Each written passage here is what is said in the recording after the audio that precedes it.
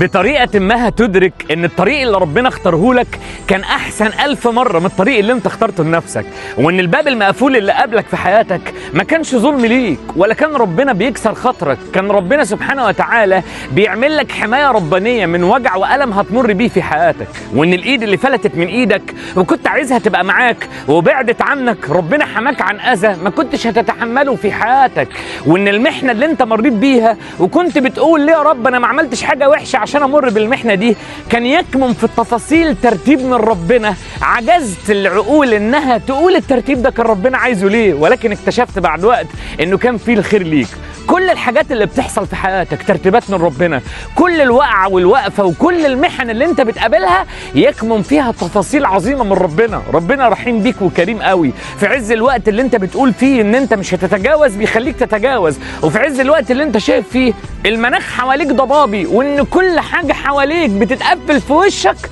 ربنا بيجهز لك حاجة تليق بيك. عشان كده انت لازم تدرك ان العظمة في التفاصيل والجمال في كرم ربنا، وان تدابير ربنا اعظم من تدابير اي بني ادم في الدنيا. ومهما تخيلت ان انت في منع ورجعت لورا خطوتين وبصيت لحياتك كلها هتلاقي ان ربنا رتب حاجات عشان يبقى فيها عطاء ليك، لان ربنا رحيم وكريم بيك قوي. اوعى يا ابني تبص لحياتك وتبقى ناقم عليها، حتى لو مر عليك ثواني بسيطة من جواك بتبقى غير راضي عن الظروف اللي في حياتك. كلنا على فكرة كده، بس الأنجح اللي بيرجع بسرعة ويقف على نقطة الأريحية والطمأنينة، إن يبقى متأكد إن زي ما حصل قبل كده هيحصل دلوقتي، وإن الجمال يكمن في تفاصيل ترتيب ربنا العظيم للحظات اللي احنا أحيانا مش بنبقى فاهمينها، ولكن بعد وقت بنكتشف إن دي تفاصيل معجزة ربنا بيعملها لنا في حياتنا. جبر الله قلوبكم